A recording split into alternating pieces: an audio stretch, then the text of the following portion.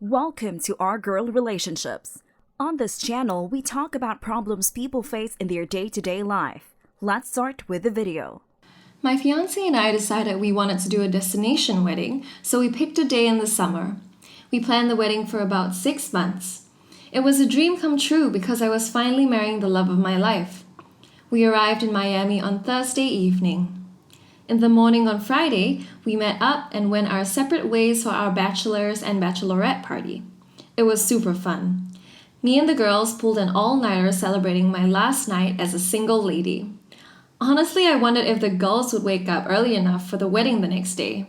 I, on the other hand, did not sleep a wink. I was super excited and jittery.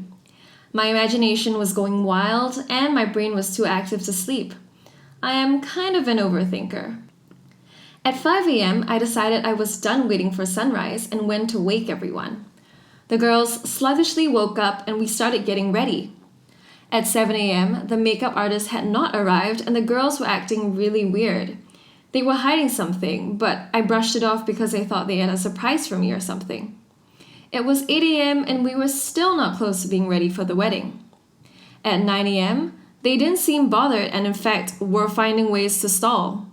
I was not having it, but I also promised myself that I would not be a bridezilla, so I forced myself to be calm. When it was time to leave, the girls said they wanted to talk to me. They said the wedding had to be moved by an hour because my fiancé wasn't ready yet. I remember making a joke about how he probably overslept after their fun time the night before. I was a bit disappointed though because I wondered why he would be late for the biggest day of our lives. We finally left for the church. When we arrived, he wasn't there and my mom was nowhere to be found either. I guess she went to find out what the problem was. After an hour, I became agitated and I had gone through every possibility. Did something happen? Was he in an accident? Did he have cold feet, etc.? I tried to call everyone that could be around him, but I didn't get through. After a few minutes, a car pulled up in front of the church and out came his best friend with a disappointed and sad look on his face. He told me that he and the other groomsmen didn't know where my fiancé went and they had all said their goodbyes last night and went into their suites after the bachelor's party. He looked like he had more to tell but was hesitating, so I probed further and then he blurted out that they couldn't find most of his belongings in his suite. I had heard people being stood up on their wedding day, but never in my wildest dreams did I think that I would experience it myself. I wondered if I did something wrong, but we didn't have a fight and there were no signs that he wasn't happy or was having cold feet. I broke into tears and cried uncontrollably. My dad informed our guests and apologized for all the inconveniences. He told the guests that they could stay for the reception since they came all the way and everything was already paid for. I wasn't interested in socializing or eating, so I left. In fact, I'd have preferred to be under the ground at that time. By evening, my dad called and he sounded worried. He was back in his suite by now and noticed that my mom's things were not in her suite either, and we had not seen her since morning. Were they kidnapped or did she know where my fiancé went to and she went after him and has not had time to reach out to us? We desperately needed answers. We called the police and informed them that 2 people were missing. A thought creeped into my mind that what if both of them left together deliberately, but I dismissed that thought. My fiancé could not possibly elope with my mother. Well, my suspicions were right because I got a shocking text from her the next morning stating that she and my fiancé had fallen in love and wanted to be together and that they are sorry that their love has caused us pain. Really, who does that? Our vacation was cut short and my whole family went back home the next morning. I also cancelled all our reservations for our honeymoon since that definitely wasn't happening. It has been 2 weeks now since the incident and my mom and ex-fiancé have tried to reach me on several occasions, but I wouldn't hear them out. It was the audacity that they would expect me to just behave like everything was okay and things could go back to normal. That ideology was twisted because I'm usually a forgiving person, but this one was a big challenge. I wouldn't speak to them for weeks. So they tried to use my siblings to get to me, but that did not work because we were all angry at them. My mental health at that point was terrible. I felt like I'd become a laughingstock. I didn't want to go out or be seen anywhere that anyone would recognize me. Good thing I run my own business so I could take a break. My mom finally got through to my father and she explained herself, and my dad decided he wanted to move on because he was just hurting himself by trying to stay mad at her. I, on the other hand, did not care. Well, until my father spoke to me and convinced me to at least hear my mom out. Not for them, but for me, so that I could get the much needed closure and move on with my life. I thought he made sense, so I agreed. Especially because I wanted to know how this could even be possible. How could my fiance prefer my mom over me? It was like a bad dream that I so desperately wanted to wake up from. It's a given, my mom looks amazing. She and my dad had me when she was 16, so she still looked pretty good.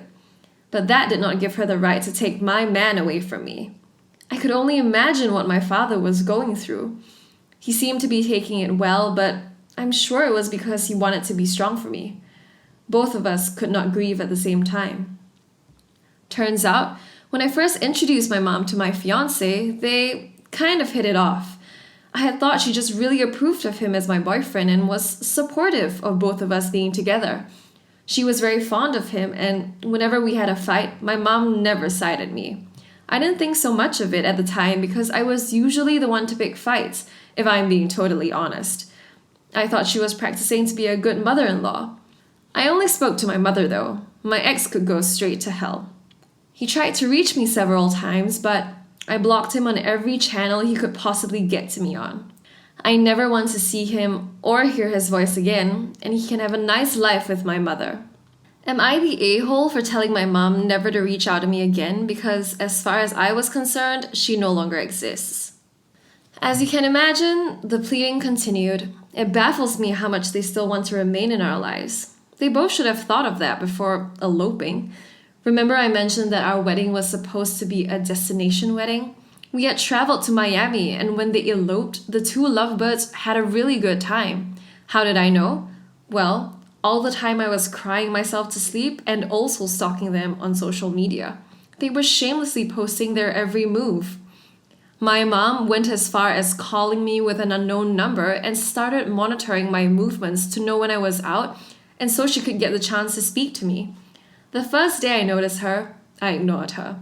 Then, it became too much for me, and the thought of having her to try speak to me over and over again after telling her I never wanted to see her again was traumatic. Like, what couldn't she get? I wanted her out of my life for good. I tell you, this lady followed me everywhere. I was so fed up, I served her a restraining order. Maybe one day I will let her back into my life, but I think she needs to respect my decision. I need time. What happened between us is not something that happens every day. That would be really weird if it were. Confession, I kind of forgot how to be single. I've had a boyfriend for years, and now it feels weird not to have one. It's like I don't know how to act. It may be funny, but that's an actual thing. I don't have to check up on anyone, no one is checking up on me. Worst of all, Valentine's was just a normal day. That never happened to me in the past 5 years. One thing's for sure is that I'm not rushing into any new relationship. Still single like a Pringle, and I like it that way. I joined this group where ladies empower each other. We are not extreme feminists, but we encourage and stand up for each other. I'm learning to enjoy my own company. I also made this weird decision out of the blue to listen to my ex-fiance and hear what he has to say.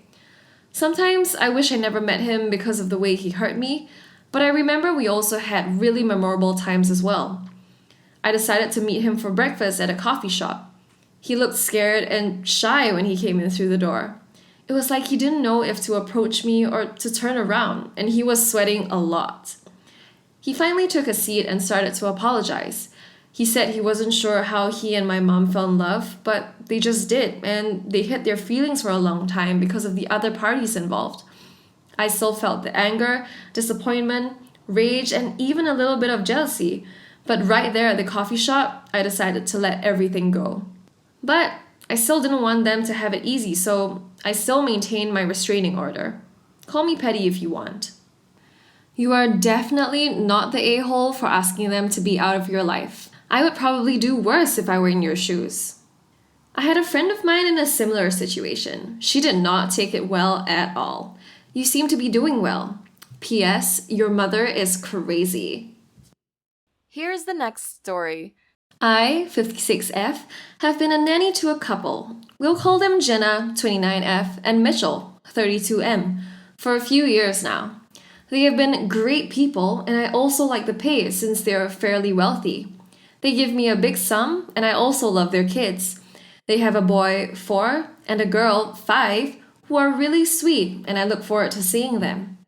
On to the problem. Jenna and Mitchell decided to host a party at a restaurant they live close to. No problem for me. I'll watch their kids like usual while they have their fun.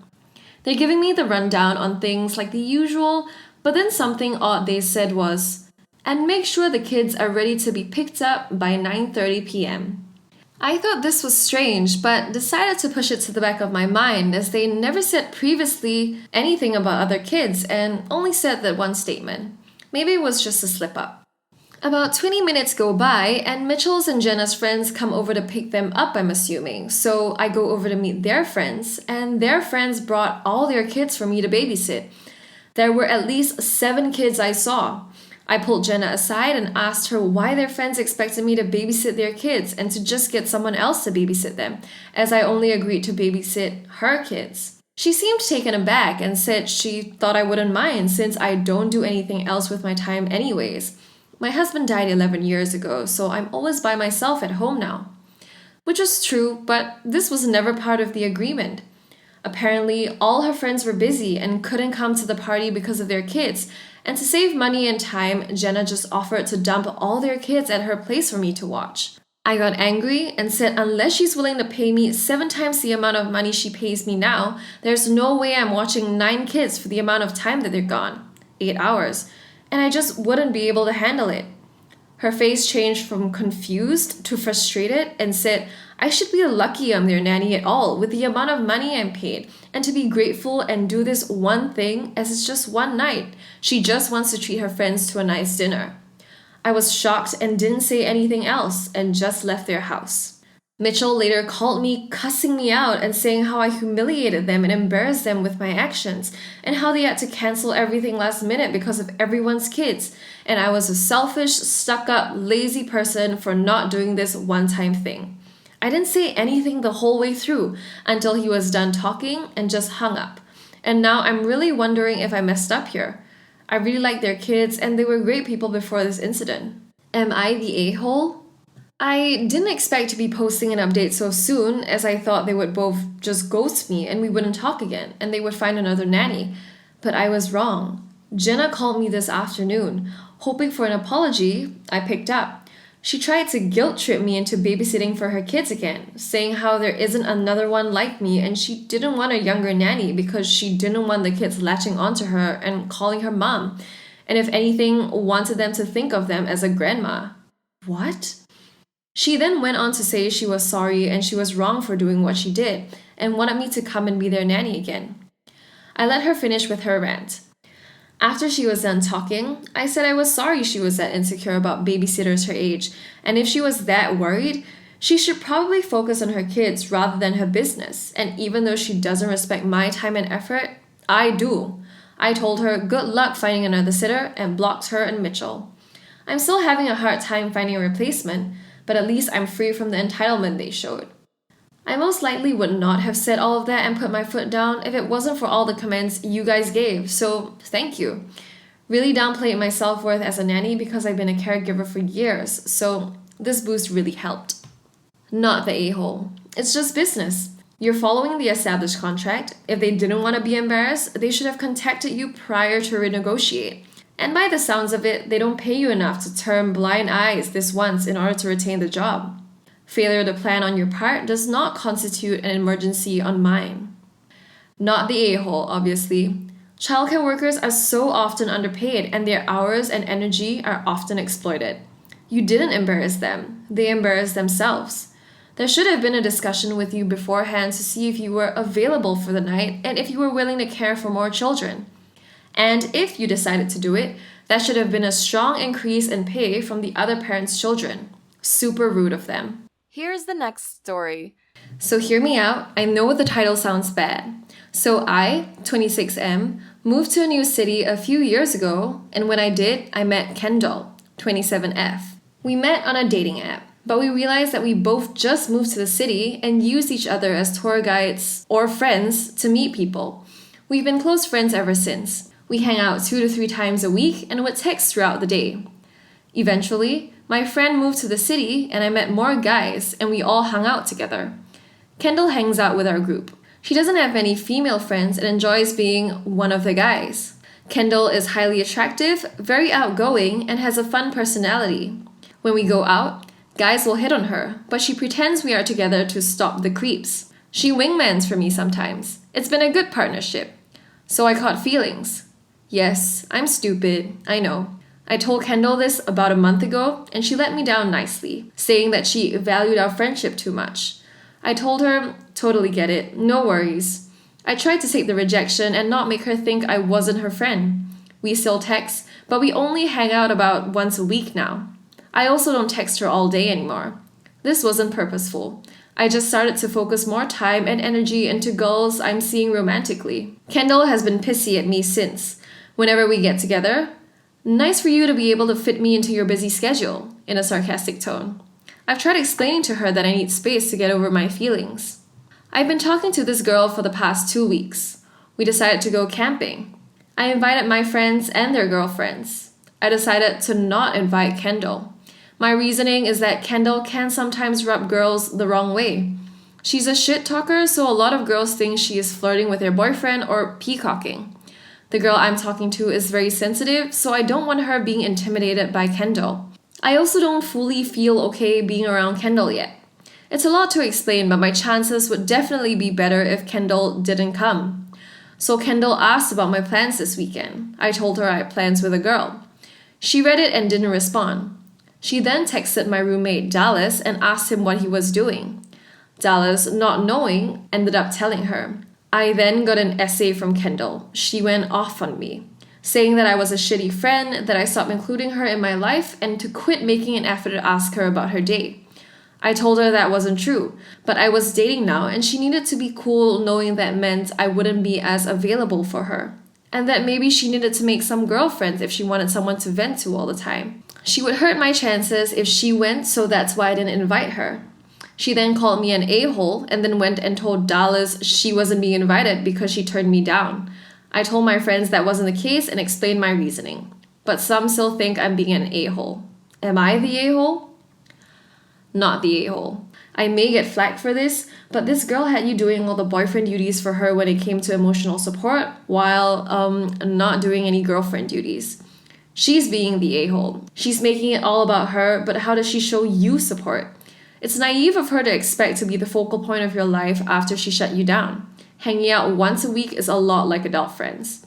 Your reasons make sense and she's out of line.